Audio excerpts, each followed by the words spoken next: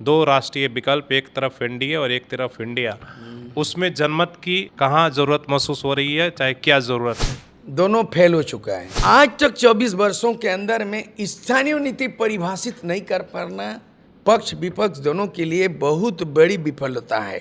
तीसरा मोर्चा का आपने विकल्प दिया है, तो आप किन मुद्दों पर और आप क्या करने वाले थे? अगर हम झारखंड अलग राज्य के बाद हम बाहरी की बात करें तो अनुचित होगा। तो उड़िया, बंगाली और बिहारी में कोई लड़ाई नहीं। झारखंड बनने के बाद आचरण बोलता है कि यहाँ से बिहारी भगाओ। झारखंड में कोई गैर नहीं, आपस में कोई बैर नहीं, भ्रष्टाचारियों का खेर नहीं। जय झारखंड बोलो, सबको लेकर चलो। खतियानी और ये सब आंदोलन हो रहे थे जयराम के साथ, तो आप तो खुद मंच सदा कर रहे थे, अभी आपने अपने स्टैंड बदल दिया। ये मैंने उस समय बोला था कि 60-40 नहीं चलतो तो क्या चलतो? बोला स्थानीय नीति चलतो, किस आधार पर चलतो? तो 1932 पे चलतो। तो हमने उनको गुरु ज्ञान दिया था। एक तरफ मैया है 2500 रुपया देने की घोषणा, एक तरफ 2100 को दे दी। ये दो घोषणाएं हैं जिसमें चुनाव के समय किया गया, उसमें आपकी क्या मतलब ये रहे? ये पैसा कहाँ का है? ये कल्याणकारी योजना नहीं है, लोग लुभावन है, प्रलोभन है। मैया योजना वोट का फंडा है, गोगो योजना उनका काट है। हम चाहेंगे कि गोगो दीदी योजना ना और ना ही मैया योजना, हम चाहेंगे कि एक परिवार के एक सदस्यों को शैक्षणिक योग्यता के आधार पर रोजगार गारंटी करेंगे। दोनों को बंद कर देना चाहिए। ये दोनों का तो चलेगा ही नहीं। नमस्कार, सुशल संवाद में स्वागत है। मैं शशि भूषण और हमारे साथ झारखंड आंदोलनकारी सुरेश सिंह बेचना है। विधानसभा का चुनाव चल रहा है, कई दौर के आपने देखा होगा, बातचीत कर रहे थे, तीसरा विकल्प पे बना रहे थे। 10 पार्टियों को मिलकर एक जनमत के नाम से गठबंधन बना था और उस गठबंधन के जो चेहरा और मुख्यमंत्री के कैंडिडेट थे वो सुरेश सिंह बेसरा हैं। क्या कुछ इस चुनाव में, जब अब कैंपेन अपने एक तरीके से प्रधानमंत्री से लेकर इस कैंपेन में सब लोग जो है अब इस कैंपेन में कूद गए हैं, तो उसमें तीसरा जो विकल्प इन्होंने बनाया था उसका क्या कुछ जो है घोषणा होगा, क्या मुद्दा रहेगा और किस तरीके से जो है दो राष्ट्रीय पार्टियों के बीच में तीसरा विकल्प बना पाएंगे, कितना सफल हो पाएंगे, इस पर बातचीत करेंगे। सवाल यहीं से, दो राष्ट्रीय विकल्प, एक तरफ एनडीए और एक तरफ इंडिया, उसमें जनमत की कहाँ ज़रूरत महसूस हो रही है, चाहे क्या ज़रूरत है? दोनों फेल हो चुका है। एक तो जो उम्मीदवार हैं वो सारे विधायक से लेके मंत्री से लेके मुख्यमंत्री, मैक्सिमम लोग, अधिकतर लोग मैट्रिक फेल, और जो बागडोर समाया उसका व्यवस्था में सिस्टम फेल। उसी का ही विकल्प के रूप में है कि 24 वर्षों के अंदर में 7 मुख्यमंत्री का चेहरा उभर कर सामने आया। हाँ, 13 बार सरकार बनी, 3 बार राष्ट्रपति शासन आया, और बदलाव के नाम से, परिवर्तन के नाम से कोई नतीजा नहीं आया। झारखंड क्यों बना, कैसे, किसके लिए बना, इसका आज तक समाधान नहीं हुआ। हम लोग शुरू करते हैं भगवान बिरसा मुंडा। बिरसा मुंडा का सपनों था आबुआ दिसुम आबुआ राज, अर्थात आदिवासी का राज होना था। अर्थात बिरसा मुंडा का जल जंगल जमीन की लड़ाई में CNT एक्ट बना था। तीसरा पहलू होता है कि मातृभाषा, मातृभूमि दोनों महत्वपूर्ण चीज है। भारत देश के अंदर में हिंदी को राष्ट्रभाषा का मान्यता मिला, लेकिन भारत देश के अंदर में कई राज्यों को विभाजित किया गया, तो क्षेत्रीय भाषा वहाँ का महत्वपूर्ण भाषा है, भूमिका है। उसे झारखंड में इन 24 वर्षों में बिरसा मुंडा का मातृभूमि में मुंडारी भाषा कोई गुण है। संथाल मुख्यमंत्री बना, संताली भाषा ओलचिकी नहीं है। मुंडा मुख्यमंत्री बनता है, बिरसा मुंडा का भाषा नहीं है। हो मुख्यमंत्री मधुकोड़ा बनता है, हो भाषा अभी मांग रहा है, 8 शेड्यूल करो मेरा भाषा को। तो ये राज क्यों बना, किसके लिए बना? 24 वर्षों में नहीं बना। आपके हिसाब से आदिवासी मुख्यमंत्री तो लगातार बनते रहे आदिवासी राज्य, अब इससे ज़्यादा क्या फैसिलिटी चाहिए? नेतृत्व तो उन्हीं के हाथों में रहा। आदिवासी नेता बने लेकिन आदिवासी नीति नहीं बना।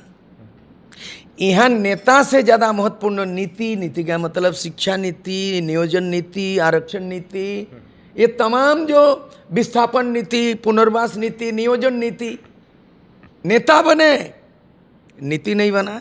और नीति इसलिए नहीं बना, उन नेताओं में कोई पारदर्शिता नहीं था, उनमें सोच विचार में दूरदर्शिता नहीं था, ट्रांसपेरेंसी नहीं था।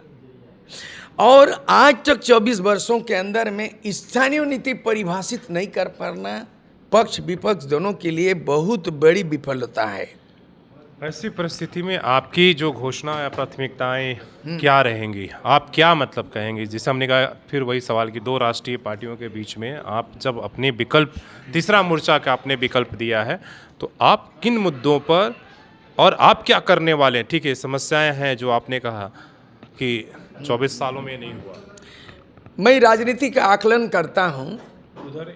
कहा जाता है कि once Assam was single states, एक समय असम बृहत राज्य था, नाउ बिकम 7 सिस्टर्स, 7 टुकड़ों में 7 राज्यों में विभाजित हो गया।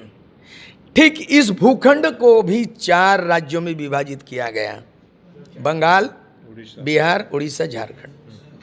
लेकिन ये झारखंड राज्य बनने के बाद अभी नया तत्काल वर्तमान में भेदभाव की बू आ रही है, राजनीति की बदबू आ रही है, भेदभाव की बू आ रही है। जब एक असम में 7 टुकड़ा हो गया, कोई लड़ाई आपस में नहीं है, तो बंगाली, बिहारी, उड़िया और आदिवासी के बीच में क्यों नफरत पैदा रहे? इसका निपटारा, इसका पटना बहुत जरूरी है।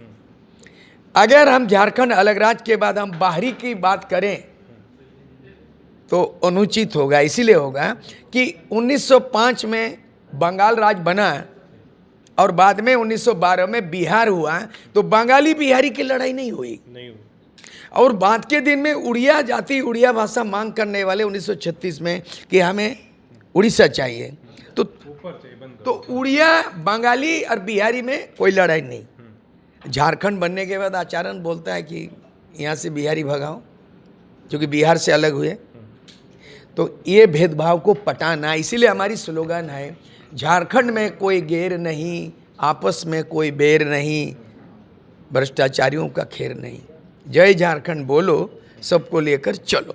लेकिन जिस बात को आप अभी कर रहे हैं, लेकिन अभी 2 साल पहले जब खतियानी और ये सब आंदोलन हो रहे थे जयराम के साथ, तो आप तो खुद मंच सदा कर रहे थे और आप ये भाषण दे रहे थे, ये तो आप अभी बात जो है, आप अलग हो गए, वो अलग हो गए, अभी आपने अपने स्टैंड बदल दिया। यही बाहरी भीतरी के आप भी उस मंच पर सजा थे जहाँ पर गालियाँ दी जा रही थी, जहाँ पर कभी नहीं, मैं कभी क्या था वो मंच जो था, वो क्या वो था? मंच उस समय जो है ना अपरिपक्व था, परिपक्व नहीं था। और जब ये अपरिपक्वता का निशान हो गया, हुड़दुंगबाजी शुरू हो गया, तो देखिए जेबी केसेस तो फाड़ हो गया चुनाव होते होते। और आपने ही जो है, जो नया पार्टी बना, उसमें टिकट को लेके जो है ना बिखराव शुरू हो गया। तो कहने का मतलब है, आप नेता बनिए, लेकिन नेतृत्व आसान नहीं है और नीति निर्धारण आसान नहीं है। मैंने उस समय बोला था कि 60-40 नहीं चलतो तो क्या चलतो? बोला स्थानीय नीति चलतो, किस आधार पर चलतो? तो 1932 पे चलतो। तो हमने उनको गुरु ज्ञान दिया था कि झारखंड 24 जिला हो गया, 18 जिलों का झारखंड बना था। लेकिन उससे पहले अविभाजित बिहार में 7 जिले था, 7 जिला ओनली। आज जिस जगह में है पूर्वी सिंहभूम में, बीच में सरायकेला हो गया, फिर पश्चिम हो गया।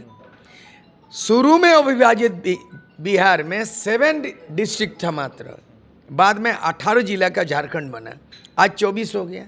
अभी कोई सर्वे नहीं हुआ, इधर नहीं हुआ, तो अलग अलग जिलों में सर्वे सेटलमेंट हुआ है। इसीलिए 1932 का जो सर्वे सेटलमेंट गवर्नर ने फाइल लौटा दिया, अब डंके की चोट में विधानसभा में पारित कर दिया। तो इनका कैंडिडेट स्थानीय नीति जो है परिभाषित नहीं हुआ, नियोजन नीति पारित नहीं हुआ। 20 लाख लोग पलायन कर गए थे कोरोना काल में, उनको सेटलमेंट नहीं हुआ। 1,26,000 कुंवारी महिलाएं लड़की जो बड़े बड़े शहरों में आया का काम करने के लिए दलालों ने बेच दिया, दलालों ने जंगल का लकड़ी बेच दिया, दलालों ने झारखंड को हलाल किया। हाल फिलहाल में तो कुंवारी लड़की को भी बेच दिया। और एक तरफ से आप महिलाएं गायब हैं, महिला सशक्तिकरण की बात कर रहे हैं। सवाल उठता है सत्ता पक्ष मैया योजना 1,000 रुपया पेंशन, महिला सशक्तिकरण हो जाएगा? उसके इनकाउंटर में बीजेपी गठबंधन गोगो दीदी योजना 2000 वीमेन एम्पावरमेंट इसको बोला जाएगा? इसीलिए हमने कहा ना मैया ना भैया, सबसे बड़ा रुपया, ना बाप बड़ा ना भैया, ना मैया ना गोगो, सबसे बड़ा रुपया महीना में 50,000 रुपया रोजगार गारंटी के लिए हम लोग इकरार करेंगे इस बार का चुनाव में कि ठेका मजदूरों को 800 रुपया मिनिमम वेजेज मिलेगा। काट छांट के 20,000 रुपया ठेका मजदूर झारखंड में देंगे सेंट्रल लॉ के मुताबिक।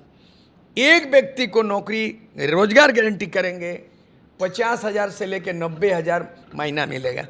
1,000 मैया योजना लोगे कि गोगो दीदी 2,000 लोगे? मेरा वही सवाल है कि एक काउंटर में ये मेरा फंडा है कि एक तरफ मैया है 2,500 रुपया देने की घोषणा है, एक तरफ 2,100 गोगो दीदी।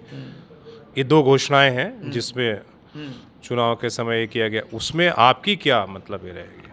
आप इसके काट में क्या कर पाए? इसके काट में ये पैसा कहाँ का है? ये कल्याणकारी योजना नहीं है, लोग लुभावन है, प्रलोभन है, वोट का फंडा है। इसीलिए यही योजना आप 5वां साल में आप दे रहे हो। 5वां साल में लगा, अगर आपके शुरुआती में ये अगर योजना होता है तो कितना बेनिफिट होता है उनको। यानी ये योजना मैया योजना वोट का फंडा है, गोगो योजना उनका काट है। हमारा तीसरा विकल्प कहना है कि ठेकेदारी को 800 रुपये प्रतिदिन देने से 20 से 25,000 पेमेंट आता है ठेका मजदूर को। अगर परमानेंट मजदूर मिलेगा 3rd ग्रेड 4th ग्रेड, अभी भी बैकलॉग में 3.5 लाख बैकलॉग है। आचार संहिता लागू हो गया, रोजगार बंद हो गया अभी प्रक्रिया, लेकिन मेरे पास आंकड़ा है 3.5 लाख अभी भी नौकरी बैकलॉग आ गया। अभी अगला सरकार होगा 3.5 लाख, वो भी पूरा करोगे तो बहुत फैमिली का उद्धार हो जाएगा।